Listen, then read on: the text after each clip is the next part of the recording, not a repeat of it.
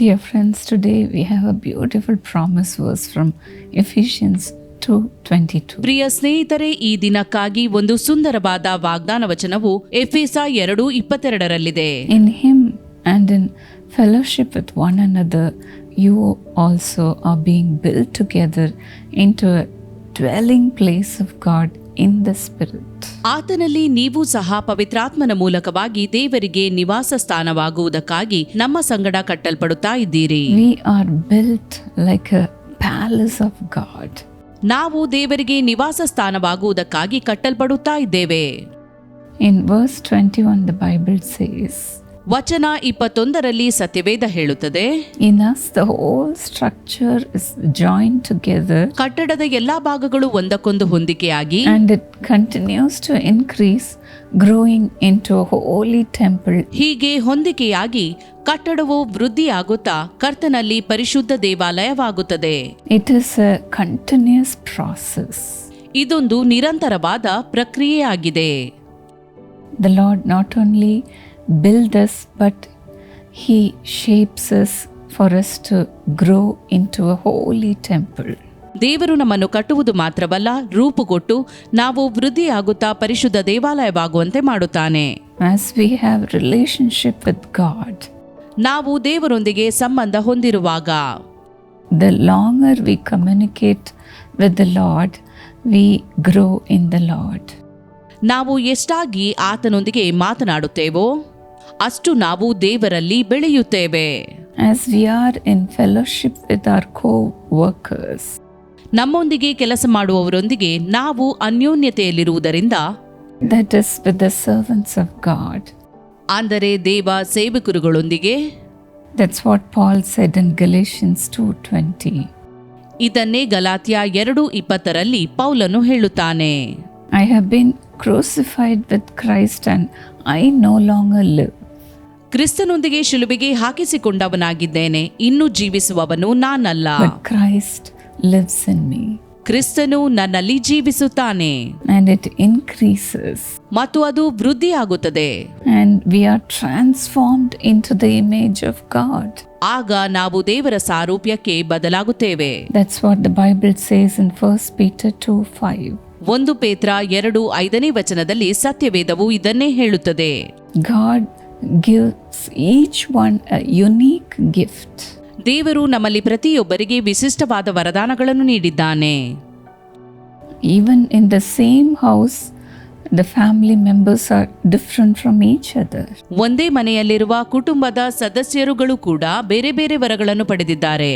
Before my marriage, after I got engaged to my husband, ಮದುವೆಗಿಂತ ಮೊದಲು ನನಗೆ ನನ್ನ ಗಂಡನೊಂದಿಗೆ ನಿಶ್ಚಿತಾರ್ಥವಾಗಿದ್ದ ಸಮಯದಲ್ಲಿ, as I went to my college, ನಾನು ಕಾಲೇಜ್ಗೆ ಹೋದಾಗ my friend asked me a question without knowing that I got engaged to my husband. ನನ್ನ ಗೆಳತಿಯೊಬ್ಬಳು ನನಗೆ ನಿಶ್ಚಿತಾರ್ಥವಾಗಿದೆ ಎಂಬುದನ್ನು ತಿಳಿಯದೆ ನನ್ನಲ್ಲಿ ಹೀಗೆ ಪ್ರಶ್ನಿಸಿದಳು.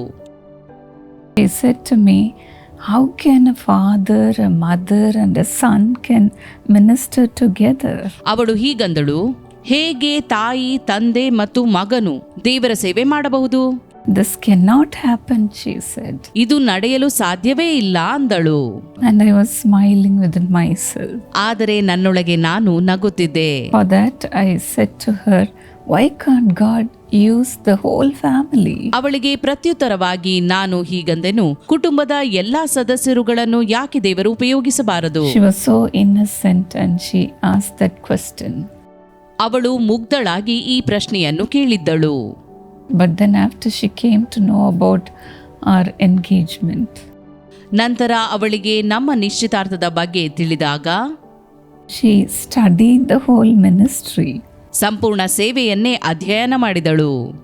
And she came back to me and asked forgiveness. ನನ್ನ ಬಳಿಗೆ ಮರಳಿ ಬಂದು ನನ್ನಲ್ಲಿ ಕ್ಷಮೆ ಯಾಚಿಸಿದಳು. Yes, it is possible for God to use the entire family in the kingdom of God. ದೇವರ ರಾಜ್ಯದಲ್ಲಿ ದೇವರ ಸೇವೆಗಾಗಿ ಸಂಪೂರ್ಣ ಕುಟುಂಬವನ್ನು ಉಪಯೋಗಿಸುವುದು ಸಾಧ್ಯ.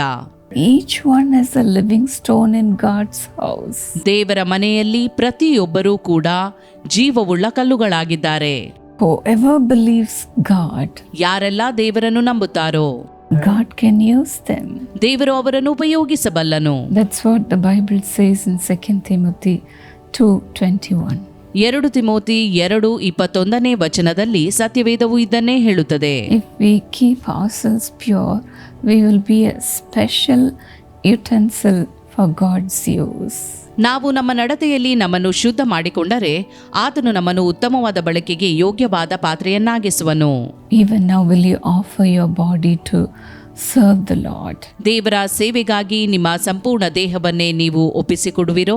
Ask God, Lord, use me also as an useful instrument in your hand. ದೇವರಲ್ಲಿ ಬೇಡಿಕೊಳ್ಳಿರಿ, ದೇವರೇ ನನ್ನನ್ನು ಕೂಡ ಬಳಕೆಗೆ ಯೋಗ್ಯವಾದ ಪಾತ್ರೆಯನ್ನಾಗಿ ಉಪಯೋಗಿಸು ಎಂದು. Let me also become a living stone in your kingdom. ನಾನು ನಿನ್ನ ರಾಜ್ಯದಲ್ಲಿ ಜೀವವುಳ್ಳ ಕಲ್ಲಾಗುವಂತೆ ಮಾಡು. Build my life, Lord. ನನ್ನ ಜೀವಿತವನ್ನು ಕಟ್ಟು ದೇವರೇ. Shall we ask God? ನಾವು ದೇವರಲ್ಲಿ ಬೇಡಿಕೊಳ್ಳುವ?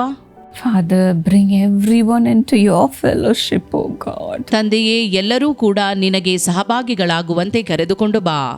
Master, bring everyone, Lord. ಒಡೆಯನೇ, ಪ್ರತಿಯೊಬ್ಬರನ್ನೂ ಕರೆದುತಾ. Let your hand come upon them, Lord. ನಿನ್ನ ಹಸ್ತವು ಅವರ ಮೇಲೆ ಬರಲಿ ದೇವರೇ.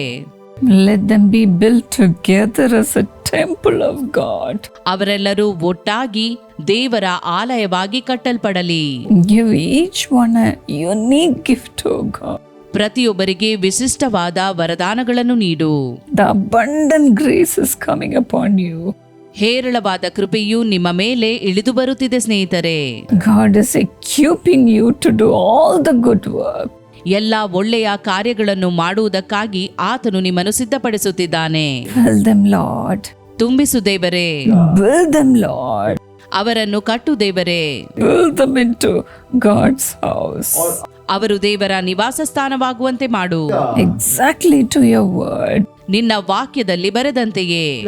Let them grow. ಅವರು ವೃದ್ಧಿಯಾಗಲಿ. Lord, let them grow from glory to glory. ಅವರು ಮಹಿಮೆಯಿಂದ ಮಹಿಮೆಯೆಡೆಗೆ ವೃದ್ಧಿಯಾಗಲಿ. Let your grace abound in them, Master. ಒಡೆಯನೇ, ನಿನ್ನ ಕೃಪೆಯು ಅವರ ಮೇಲೆ ಹೇರಳವಾಗಿರಲಿ. Let their cups overflow. ಅವರ ಪಾತ್ರೆಯು ತುಂಬಿ ಹೊರಸೂಸಲಿ. Fill them with such power, O God. ಅಂತ ಬಲದಿಂದ ಅವರನ್ನು ತುಂಬಿಸು ಎಂದು ಬೇಡುತ್ತೇನೆ. Let this world know your power. ಈ ಲೋಕವು ನಿನ್ನ ಬಲವನ್ನು ತಿಳಿಯಲಿ. Through your children, Lord. ನಿನ್ನ ಮಕ್ಕಳ ಮೂಲಕ Build everyone. ಎಲ್ಲರನ್ನೂ ನೀನು ಕಟ್ಟು ದೇವರೇ. Exactly to your promise, build everyone's life, Lord. ವಾಗ್ದಾನ ಮಾಡಿದಂತೆಯೇ ಪ್ರತಿಯೊಬ್ಬರ ಜೀವಿತವನ್ನು ನೀನು ಕಟ್ಟು ಎಂದು ಬೇಡುತ್ತೇನೆ. Thank you for building everyone into the temple of God. ಪ್ರತಿಯೊಬ್ಬರನ್ನು ದೇವರ ಆಲಯವಾಗಿ ಕಟ್ಟುವುದಕ್ಕಾಗಿ ಸ್ತೋತ್ರ. Thank you, Lord. ಸ್ತೋತ್ರ ದೇವರೇ. You be the cornerstone for them, Master. ನೀನೇ ಅವರ ಮೂಲೆಗಲ್ಲಾಗಿರು ಎಂಬುದಾಗಿ ಬೇಡುತ್ತೇನೆ. Lord, build them upon yourself. ನಿನ್ನ ಮೇಲೆಯೇ ಅವರನ್ನು ಕಟ್ಟು ಎಂದು ಬೇಡುತ್ತೇನೆ. Into a beautiful palace. ಸುಂದರವಾದ ನಿವಾಸ ಸ್ಥಾನವಾಗುವಂತೆ. Thank you, Jesus. ಸ್ತೋತ್ರ ಯೇಸುವೆ. In Jesus' name. ಯೇಸುವಿನ ನಾಮದಲ್ಲಿ amen. God bless you, dear friend. ದೇವರು ನಿಮ್ಮನ್ನು ಆಶೀರ್ವದಿಸಲಿ ಸ್ನೇಹಿತರೆ. If you want to grow more in the spirit, ನೀವು ಆತ್ಮೀಕವಾಗಿ ವೃದ್ಧಿಯಾಗಲು ಬಯಸುವುದಾದರೆ you can visit our prayer towers. ನಮ್ಮ ಪ್ರಾರ್ಥನಾ ಗೋಪುರಗಳನ್ನು ನೀವು ಭೇಟಿಯಾಗಬಹುದು. You can attend the meetings. ಪ್ರಾರ್ಥನಾ ಕೂಟಗಳಲ್ಲಿ ಭಾಗಿಯಾಗಬಹುದು. You can see the details on the screen. ಇದರ ವಿವರಗಳನ್ನು ನೀವು ಪರದೆಯ ಮೇಲೆ ಕಾಣುತ್ತಿದ್ದೀರಿ. In a week, we have so many meetings. ಒಂದು ವಾರದಲ್ಲಿ ಅನೇಕ ಕೂಟಗಳು ನಡೆಯಲಿವೆ.